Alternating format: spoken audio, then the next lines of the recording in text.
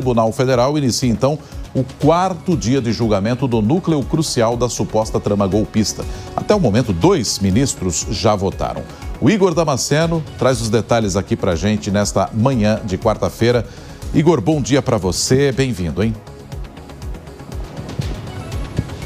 Ótimo dia para você, Roberto, também para Soraya e para todos que nos acompanham. Agora a expectativa é para o voto do ministro Luiz Fux. Isso porque, se ele concordar com o relator, haverá uma maioria de votos. São 5 ministros na primeira turma e vence a um veredito por meio da maioria simples. Então, 3 em convergência já podem formar maioria de voto. A expectativa do voto de Luiz Fux é que ele seja tão duradouro quanto foi o voto do ministro Alexandre de Moraes, que durou cerca de 6 horas, inclusive extrapolou o tempo da sessão. A sessão estava prevista para durar até meio-dia e durou até 2h30 da tarde, mais ou menos. Hoje, a sessão vai abrir às 9h e também está prevista para durar até meio-dia, mas com possibilidades de atraso, de postergação.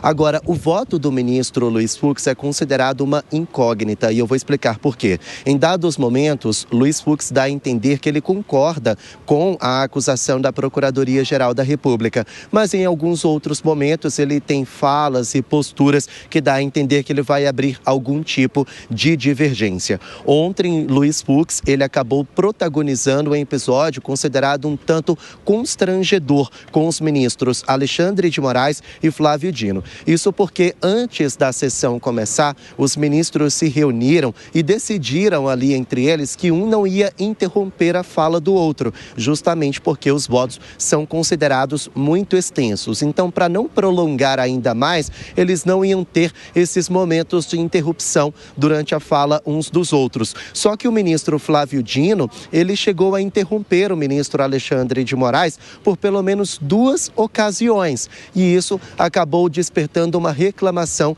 do ministro Luiz Fux. Os 3, inclusive, chegaram a entrar em algum tipo de atrito durante o voto do ministro Alexandre de Moraes. Bom, a sessão vai começar às 9h da manhã. Hoje só está previsto mesmo para votar o ministro Luiz Fux e a gente vai ficar nessa expectativa. Soraya, Roberto.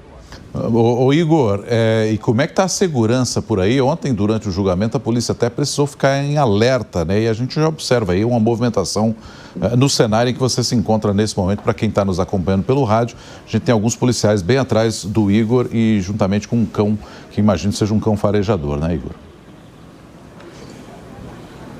Exatamente. Já já a gente fala sobre o episódio de ontem que deixou a Polícia Militar em alerta aqui no Distrito Federal, na região central de Brasília, mas a gente pode ver agora uma movimentação. Para quem está nos acompanhando na rádio, eu estou mostrando uma viatura da Polícia Judicial, que é responsável pela segurança daqui do Supremo Tribunal Federal. Aqui do meu outro lado tem alguns poucos agentes da Polícia Judicial reforçando essa segurança. E vocês viram há pouco um cão farejador descendo dessa viatura para fazer essa varredura aqui nas áreas da primeira turma do STF. Daqui a pouco esse cão farejador que foi lá para trás, ele vem aqui para onde a imprensa está, justamente para fazer a varredura aqui, porque segue o esquema de segurança reforçado, elaborado pela Polícia Judicial em conjunto com a Secretaria de Segurança Pública do Distrito Federal. Agora, falando do episódio de ontem. Ontem, durante o voto do ministro Alexandre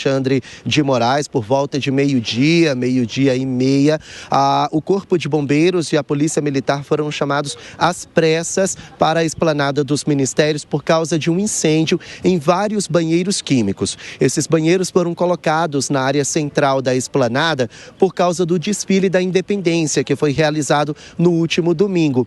E aí a polícia tentou descobrir o que motivou esse incêndio. Como a gente está no momento de segurança reforçado em toda a esplanada, então alerta geral para esse episódio, para esse incêndio que aconteceu na esplanada dos ministérios. E horas depois, a polícia conseguiu prender o suspeito. Trata-se de uma pessoa em situação de rua. Com ele estavam gasolina e um isqueiro utilizado para colocar fogo nesses banheiros químicos. Por enquanto, não há nenhuma relação do julgamento com esse incêndio ou algum tipo de ataque em mente. Mas, como eu disse, a segurança está em alerta geral local e, por causa disso, foi um episódio que chamou a atenção e deslocou viaturas do Corpo de Bombeiros e da Polícia Militar até esse local. Vocês estão vendo que as chamas, a fumaça, teve grandes proporções. Daqui do Supremo Tribunal Federal, que fica a cerca de 2 quilômetros do local do incêndio, dava para ver a fumaça preta